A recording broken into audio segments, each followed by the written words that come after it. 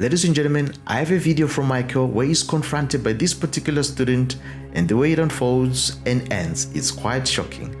I'll be sharing my thoughts along the way, so let's jump in and watch. Hi Michael, my name is Demi. In the recent past, you've advocated for the outright eradication of transgenderism from public life with the claim that the supposed right of confused people to pretend to be the opposite sex necessarily infringes on your right to distinguish between men and women.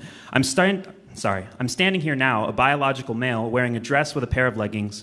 Do you sincerely believe that I should be subject to punitive justice on the basis of what I'm wearing? And if so, are you willing to turn yourself in for wearing women's panties in your gay college film? Well, I'll take those questions in order, I guess.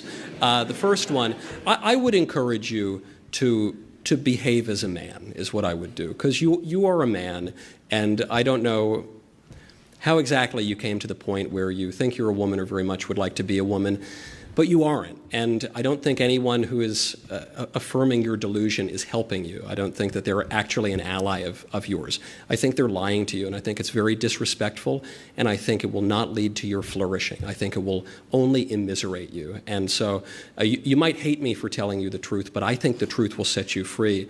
And furthermore, your masquerading as a woman does infringe on the legitimate rights of other people, the rights of women to have their own bathrooms.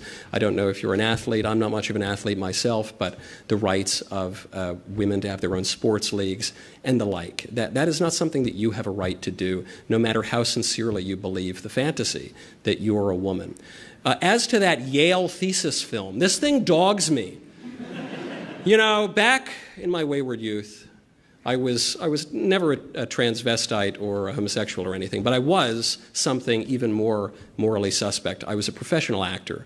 And I played 200 roles, I would estimate, in my acting career. Soldiers, football players, real macho guys. But you play one half-gay guy in a Yale thesis film one time, it's all anybody wants to talk about. And by the way, I don't remember the exact wardrobe from that undergraduate thesis film, but I think it was male attire, but it was a bit risque. There's no question about that. The only further thing I will say about that Yale undergraduate thesis film, that is the most heterosexual thing that has ever been produced at Yale University, okay? So in the land of the blind, I guess, the one-eyed man is king. In any case, I think your second question was a little bit more of a joke. Your first question, it seems like a sincere question, and my answer to you is sincere. I'm happy to answer any more questions you have, but I'm not going to lie to you, and I think the people who are continuing to lie to you about so basic an aspect of your nature and the rights that you have in political society are not doing you any favors at all. So having yearned for the days when it was illegal to cross-dress in San Francisco, I'm just very curious why you're so comfortable. When America had religion in public schools, many people didn't even lock their doors. This country was founded on and run by overwhelmingly Judeo-Christian values. But over time, few people have adhered to those values, and more people identifying now as either atheist or following a different religion. Point is, when a society rejects God, everything turns into chaos. Everything turns into chaos, ladies and gentlemen. So I'm just very curious why you're so comfortable, wearing drag in these films. It's a really silly. Sure, silly, it's a silly I was an actor and I wore silly costumes. I don't know what to tell you. If you have a sincere question about the issue or my stance on transgenderism or any advice that you might be seeking, I'm happy to do it.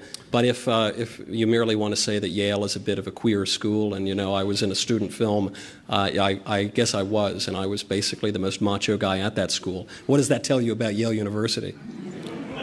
When you harp on your right to distinguish between men and women, are you afraid that you're going to be attracted to trans women? I'm not. You, sir? Are you positive? Say it again. I didn't hear the second part.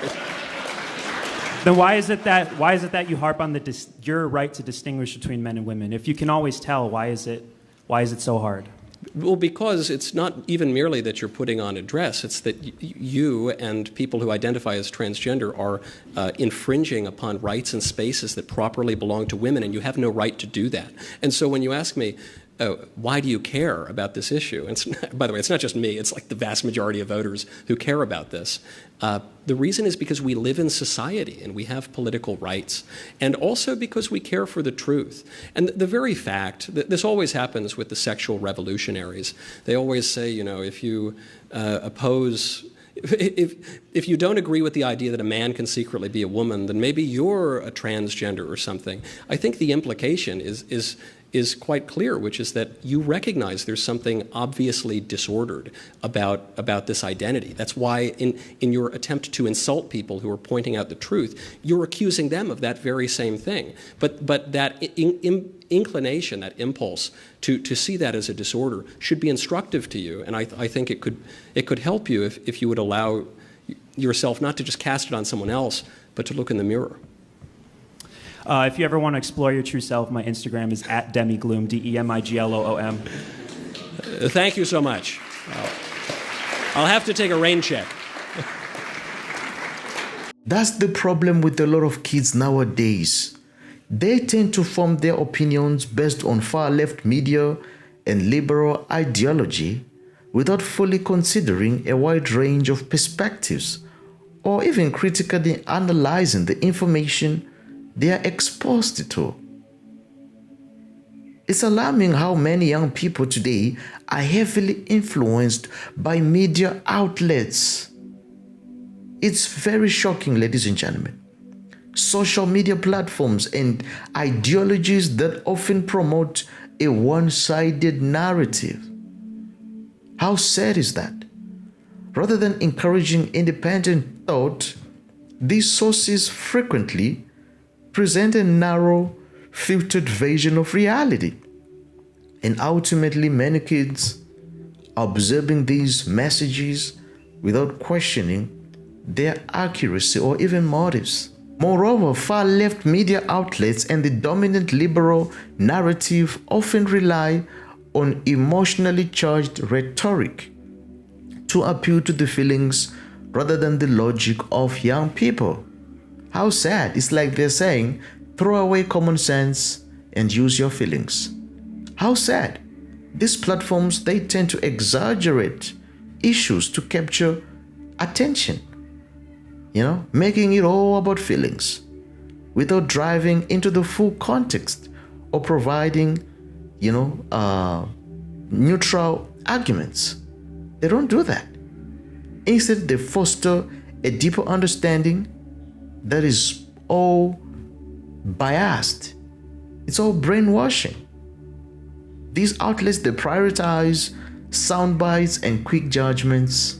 That's all they do, making it easy for kids to form opinions that feel valid at the moment but lack substance or depth. In a society without religion, everything would become acceptable to those who choose to live by their own standards without the checks and balances provided by religious teachings that emphasize love, respect, compassion, and accountability.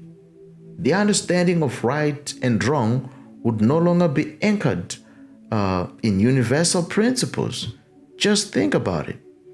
Or of the belief of a higher power or a moral lawgiver. Just think about it.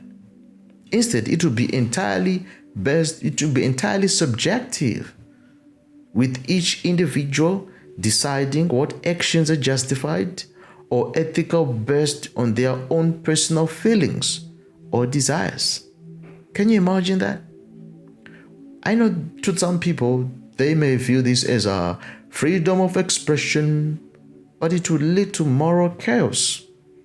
It will lead to moral chaos, as different people could easily justify harmful behavior simply because it aligns with their own self-interest or perceived worldview. Those are the dangers. To conclude, sharing the gospel of Jesus Christ is profoundly positive endeavor that changes lives, ladies and gentlemen. It promotes love, justice, hope, truth, and aligns with God's will. It provides eternal meaning and deep joy to those who receive it. Ultimately, it stands as the greatest gift to humanity, creating lasting impact in the lives of individuals and entire communities, and reflecting God's heart in everything it touches. So, if you enjoyed this video, be sure to click on the next one, and don't forget to like, to comment, and to subscribe. I will see you again next time. Bye for now.